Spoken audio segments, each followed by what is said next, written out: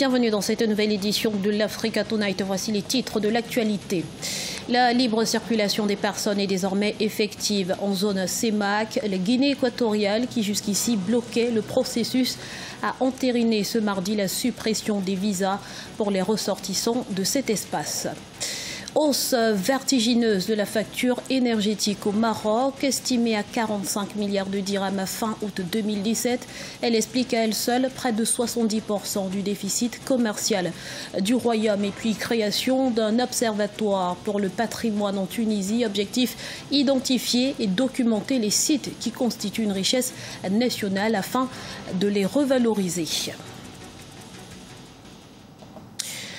Mais avant de développer ces titres, le Kenya affichait ce jeudi 26 octobre 2017 l'image d'un pays coupé en deux entre les partisans du président Uhuru Kenyatta et ceux de Raila Odinga. La nouvelle élection présidentielle a en effet tourné à l'affrontement entre la police et les partisans de l'opposition qui a appelé au boycott du scrutin. 3 personnes ont perdu la vie et des dizaines d'autres ont été blessées.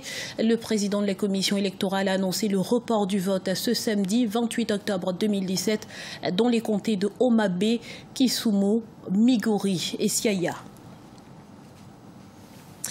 La libre circulation des personnes est désormais une réalité en Afrique centrale. Après le Gabon, la Guinée équatoriale a entériné ce mardi 24 octobre la suppression des visas pour les citoyens des 6 pays membres de la zone, rendant ainsi effectif l'accord conclu en 2013 entre les dirigeants de cet espace, Patricia Solange-Dubois et Mariama Dramé.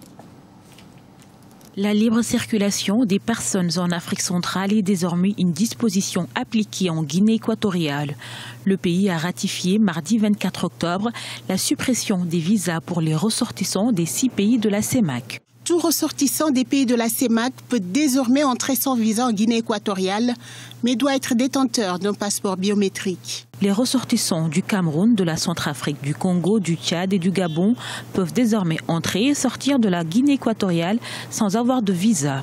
Un simple passeport pourra convenir à l'entrée du territoire à condition qu'il soit biométrique et que les 3 mois de séjour ne soient pas dépassés. Cette décision n'est pas d'application éternelle. C'est pour une période de 3 mois. Sans doute pour voir donc comment est-ce que ces différents pays pourront gérer ce flux supplémentaire de migrants et peut-être qu'on pourra désormais étendre la mesure, signer la mesure, la rendre définitive. Mais cette décision est prise en prélude à la création d'un marché commun. Le marché commun UEAC, Union économique de l'Afrique centrale.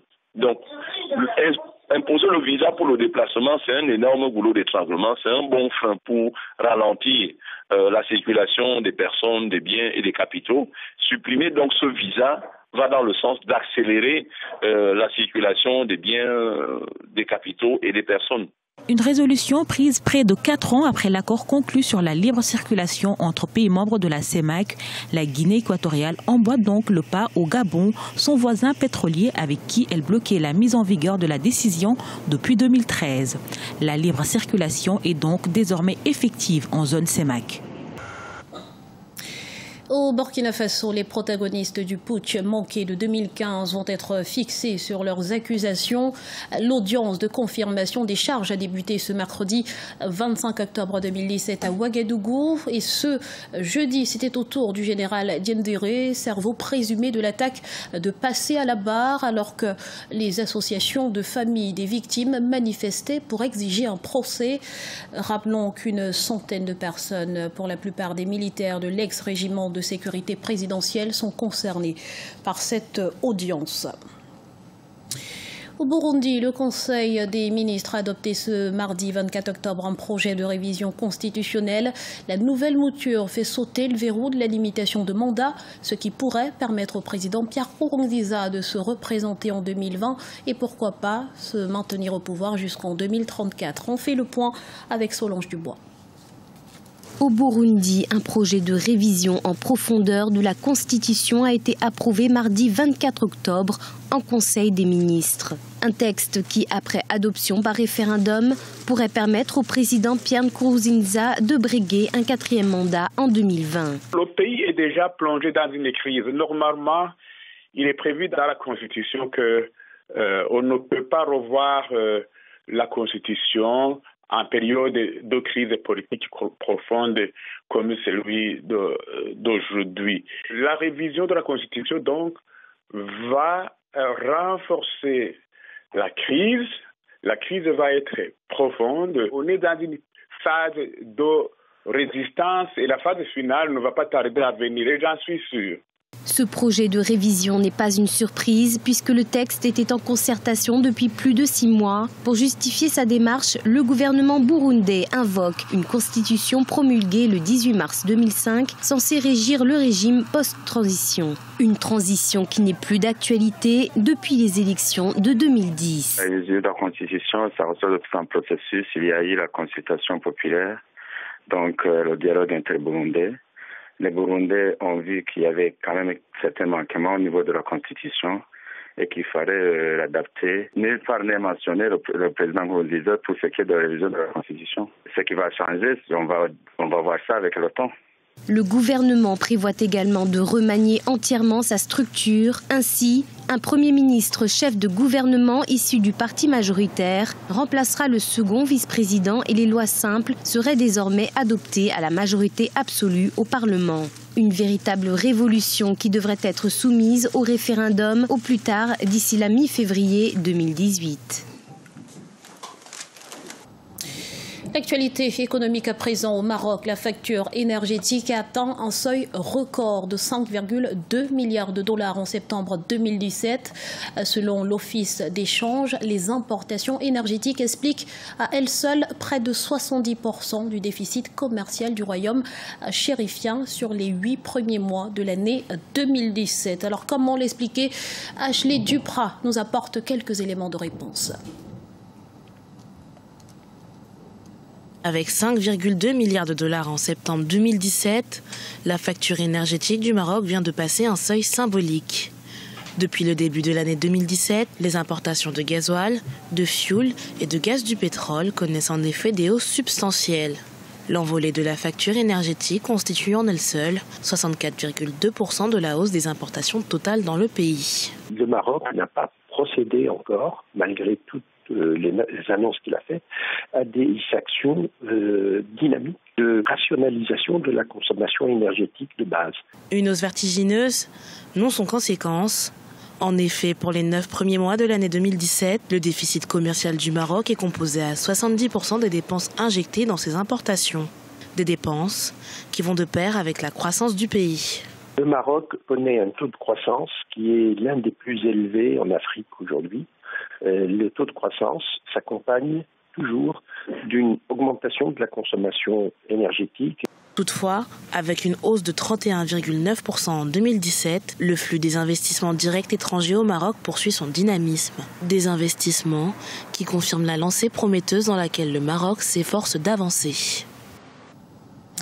En Tunisie, un observatoire du patrimoine culturel a été lancé par des acteurs sociaux appuyés par l'organisation Édifices et Mémoire. Son objectif, identifier mais aussi documenter les sites du patrimoine culturel pour une revalorisation de cette richesse nationale. Les détails avec Aïssatou Diamanka-Besland. En Tunisie, un observatoire du patrimoine culturel a été lancé par l'organisation Édifices et Mémoire.